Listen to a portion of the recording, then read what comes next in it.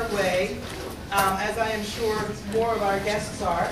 But I don't want to penalize those of you who are on time. So let's just get on our way. My name is Claudia Pharis.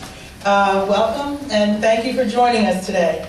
I also want to give special recognition and appreciation to our sponsor, the Northrop Grumman Corporation, without whom this symposium would not be possible. Also, please join me in thanking David Owens of Catalyst staff. That's David back there, for his absolutely indispensable support. The young man out front is Enoch. He's a volunteer. And do say hello to him as you wander in and out today.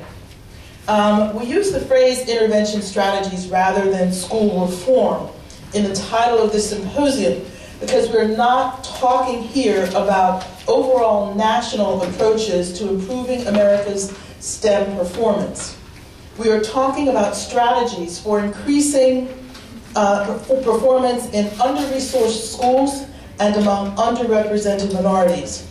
Stakeholders in this instance go beyond educational institutions and school systems to include community groups, corporations, civic leaders, professional organizations, indeed all dimensions of our civic infrastructure. This is not to say that these entities are not involved in the larger picture as well. The difference I want to highlight here is that in the case of intervention strategies, they are directly involved in the delivery system. Clear? Okay. I also do not want to imply that service to under-resourced schools and underrepresented minorities should be abandoned to the civil infrastructure. However, our experience over decades is that the educational equity issue is a stubbornly intractable one. And while we continue to wrestle with that issue, we cannot just sit back and allow the next generation of young people to miss the train to technological competence, consigning them forever to the social and economic backwaters of our society. In fact, it is possible that making sure that they make this train could go a long way towards solving the educational equity problem as well. My mention of the next generation makes it clear, if it was not already, that our focus is on K-12, on the K-12 segment of the educational pipeline. Participants in the inaugural meeting of the Benjamin Banneker Institute for Science and Technology told us that their biggest problem in drawing students into STEM studies and keeping them there was poor preparedness. And when asked how the Banneker Institute could contribute to the progress in this area, they told us to focus on K-12. So we did. I'm hearing that the news is pretty good at the graduate level. According to a recent AAAS report, the number of doctoral degrees awarded to African Americans, Alaskan Natives, Native Americans, Hispanic Americans, and Native Pacific Islanders from 2001 to 2008 grew by 34% in scientific and technical fields. Within the subset of the natural sciences and engineering, that increase was closer to 50%. That's fabulous news, and kudos to the 66-member Alliances for Graduate Education and the Professorate that created this success. The gentleman who runs that program is here with us today, Dr. Roosevelt Johnson. Kudos to you, sir. You and yours, I know. And he argues with the numbers. Is it 60%? Is it 50%? It depends on your cut it, but whatever it is, it's an excellent result. This conversation is about how to create that kind of success at the K-12 level. We have assembled for you here today 4 initiatives that have had good success at creating STEM stars in unexpected regions of the firmament. They represent a range of approaches by the American civil infrastructure, community-based organizations, corporate initiatives, university-school partnerships, after-school programs. Is Thurman here yet? I'm about to give him a kudo. I am skipping him. After-school programs. We even have an actual school reform model. Each speaker will have half an hour to describe their model, including Q&A for each. That should take us to 5:30 or so, when we will take a break to allow staff to set up our meal. We reconvene at 6 o'clock for dinner and further discussion, led by former NEA President Reginald Weaver.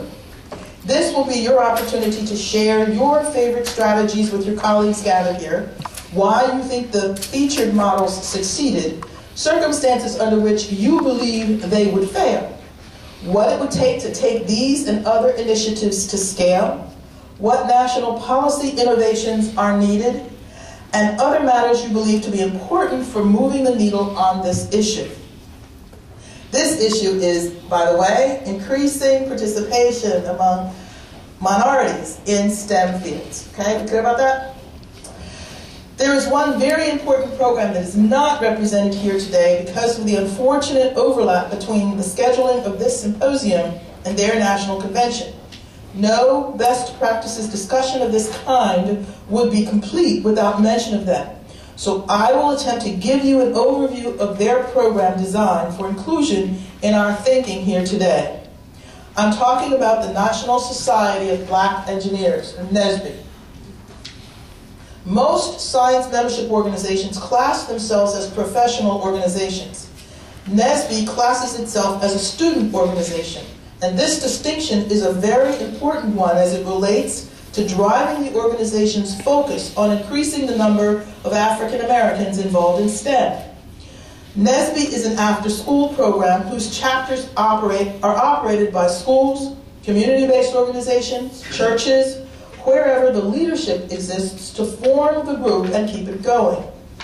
In fact, I was going to say, the leader of the largest NSBE chapter in the country, Patriot Technology Center, is due here today. He's not here yet. His name is Thurman Evans. Jones. And he has, I don't know, how many kids? Thurman Jones, I'm sorry, I always do that. How many kids does he have? Over 400. Right, okay. NSBE's growth over the past several years under the excellent leadership of their executive director, Carl Mack, has been astronomical, and they are on track for tripling that growth by 2010. When Carl took over, there were about 11,000 people in the organization. There are now over 30,000 people, and they're on track for 100,000 by 2010. NSBE has a pipeline organization structure that mirrors the educational pipeline.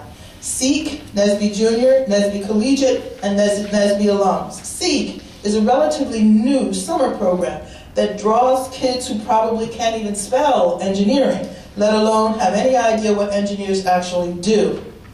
Now, I've visited SEEK sites, and these kids are just kids off the street who otherwise would be running around doing who knows what during the summer. And they sit in classrooms and they learn math and they learn engineering and they build stuff. They're absolutely wonderful, and they're very. And what's interesting about that program is it's run by NSBE Collegiate. So you have the college students running the summer program. Now, in between, you have NSBE Junior, which operates at the middle and senior high school level. And if that isn't a pipeline, a pull strategy for pulling people into the study of engineering, I don't know what is. It's a very, very effective strategy. I have been promoting the idea of collaboration among Black science membership organizations with NSBE at the K-12 level to expand NSBE's program, rather than have the biologists and the chemists and physicists and those people repeating the infrastructure that NSBE has already created. Because at the K-12 level, not maybe as the higher you get into the high schools, the more it matters, but differentiation among the sciences at the SEEK level, and possibly the NSBE Junior level, doesn't really matter. So you can have chemical biology or chemical physics or whatever, you know what I'm saying? That the delivery system is there, and the mechanism to channel assistance from the graduate level into the grade schools is fabulous. There's no reason why we need to repeat that. Now, NSBE has said that they like that idea. I haven't sold it to anybody else yet. We'll see how far we get. Okay, end of NSBE commercial. Let's move on.